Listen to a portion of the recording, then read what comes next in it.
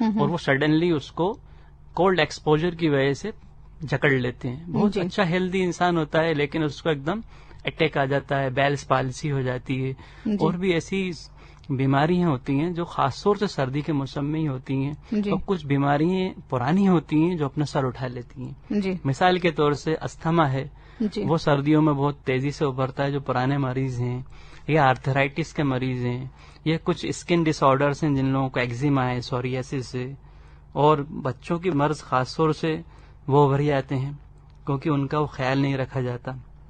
Skin ڈس orders میں ہم یہ دیکھتے ہیں کہ ویبائیاں پڑ جاتی ہیں, کریکس ہو جاتے ہیں, اسکن پھٹنے لگتی ہے. تو کچھ مرض ایسے ہوتے ہیں جو سردی کے موسم میں بہت زیادہ ایگراویٹ کرتے ہیں, بہت زیادہ تیزی سے ابھرتے ہیں, جن کے اوپر خاص دھیان دینے کی ضرورت ہے. اچھا, سردی کے موسم میں بچوں کو لے کر کون سی احتیاطی تدابیر کرنی چاہیے؟ دیکھیے, بچوں کو معاملہ بڑا نازک رہتا ہے کیونکہ بڑے لوگ تو اپنے بتا دیتے ہیں کہ ہم کو کیا تکلیف ہو رہی ہے اور کیا پریشانی ہے, لیکن ہمیں بچوں کا خود ہی اندازہ لگانا پڑتا ہے کہ سردی کے موسم میں وہ کس طریقے سے اپنے آپ کو تندرست رکھیں. تو نیمونیا ہے اور خاص طور سے ان کو سڈن کولڈ ایکسپوجر ہے جس کی وجہ سے زبردست ان کو بخار آ جاتا ہے, بہت ہی زیادہ گرم ہو جاتے ہیں اور ٹونسلائٹس کی پرابلم بھی کریٹ کر جاتی ہے. تو بچوں کو بہت زیادہ خاص خیال کرنے کی ضرورت ہوتی ہے سردی کے موسم میں, کہ کیونکہ وہ بتا نہیں پاتے ہیں, اس لیے بڑوں کو, ماں باپ کو, پیرنٹس کو ان کا بہت زیادہ خیال رکھنا چاہیے. گرم کپڑے پہنا کر رکھنا چاہیے, مالش کرنا چاہیے, نہانے دھونے کا خاص اہتمام رکھنا چاہیے, اور ان کو بہت ہی زیادہ کولڈ ایکسپوجر سے بچانا چاہیے. اس طرح بچے باہر گھومنے چلے جاتے ہیں اور ان کو احتیاط نہیں رہتی. اور جو نومولود بچے ہیں خاص طور سے ہم دیکھتے ہیں کہ وہ اوڑھنا پسند نہیں کرتے کیونکہ وہ لات مارتے ہیں, اور جس کی وجہ سے ان کو کولڈ ایکسپوجر ہو جاتا ہے, اور پھر آگے چل کے وہ برونکائٹس کے, نیمونیا کے اور بڑی بیماریوں کے شکار ہو جاتے ہیں. تو سردیوں میں ان کے اوپر خاص دھیان دینے کی ضرورت ہوتی ہے. اور بزرگوں کو کون کون سی بیماریاں ہونے کا خطرہ ہوتا ہے؟ بزرگوں میں کیونکہ امیونٹی دھیرے دھیرے کمزور ہونے لگتی ہے تو ان کے اندر آرتھرائٹس کا اور نیمونیا کا اور برونکائٹس کا اگر پرانے مرض ہیں تو وہ بھرنے کا ڈر رہتا ہے. اس میں ان کو احتیاط کی بہت سخت ضرورت ہوتی ہے. خاص طور سے ان کو اپنی دنچریا پہ دھیان دینا چاہیے کہ وہ اپنے روز کی جو بود و باش ہے, ان کا گھومنا پھرنا ہے, اس کے اوپر خیال رکھیں, اپنے جسم کو گرم رکھیں. ورنہ پرانے جو مرض ہیں, نسوں کے ہیں, آرتھرائٹس کے ہیں, یا پھر کوئی پرانے نیمونیا کے یا ٹی بی کا مریض کوئی ہے, تو وہ ان کو خاص احتیاط کی ضرورت ہوتی ہے کہ سردی کے موسم میں ان کو ابھر نہ جائیں. اور یہ باڈی اسٹفنس بھی دیکھی جاتی ہے کہ بڑھ جاتی ہے سردیوں کے موسم میں, تو اس کو کس طرح سے کنٹرول کیا جا سکتا ہے؟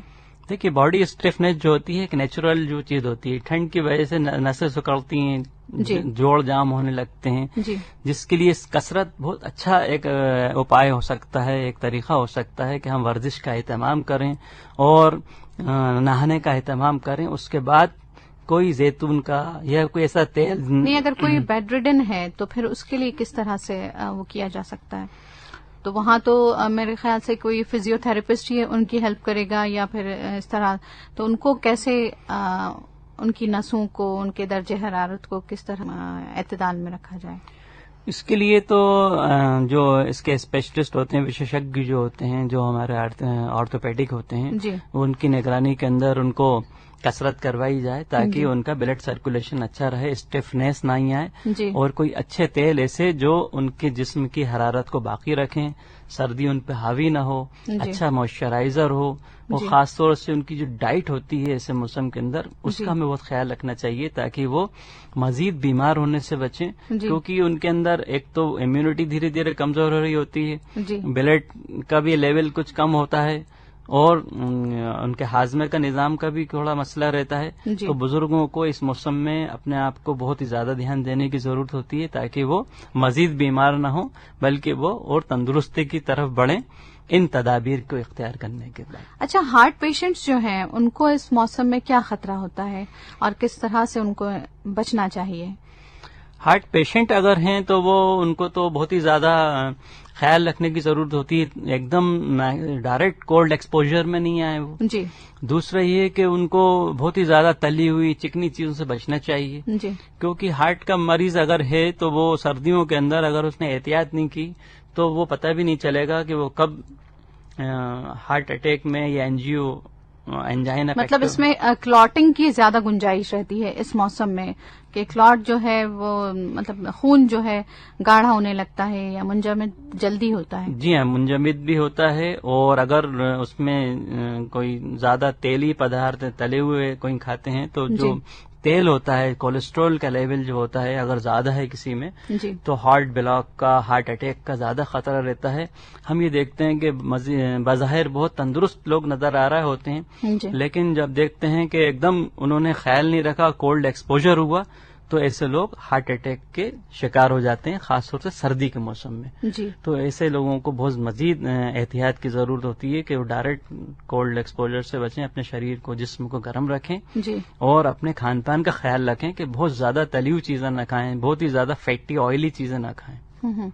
اچھا، کہا جاتا ہے سردیوں میں ناک بہنا اچھا مانا جاتا ہے، تو اس بڑی عجیب سی بات ہے، سننے میں بڑی عجیب لگتی ہے، مگر اس کے پیچھے کیا وجہ ہے؟ بھائی اس کی سائنس تو یہ ہے کہ ناک جو بہتی ہے وہ اپنے جسم کو بوسٹ، امیونٹی جو ہے ہمارے اندر ایک روگ پرتیروधक क्षमता ہے، روگوں سے، بیماریوں سے لڑنے کی جو ایک طاقت اللہ نے رکھی ہے ہمارے اندر، وہ اس کو بچانے کے لیے ہوتی ہے. جب سردی ہوتی ہے تو ناک بہنے لگتی ہے تو وہ اس بات کا الارم ہوتی ہے کہ میں اپنے جسم کو بچانا چاہتی ہوں. جی مزید جو ٹھنڈ ہوتی ہے، جو ایکسٹرا ٹھنڈ ہے اس کو باہر نکال رہی ہوتی ہے، اور دوسری جو زیادہ سے زیادہ ٹھنڈ جو ہو رہی ہوتی ہے جی اس کو ایکسپوز کرنے سے وہ بچا رہی ہوتی ہے. تو ناک بہنا کوئی برائی نہیں ہوتی، لیکن بہت زیادہ اگر کنٹینیو کسی کی بہتی رہتی ہے ناک، اور تو پھر وہ اپنے جسم کی ٹھنڈک کو بہت زیادہ بڑھاتا ہے، جسم کی جو گرمی ہے، حرارت جو ضروری ہے جسم کے لیے، جی وہ پھر نقصان دہ ہوتی ہے. اگر ناک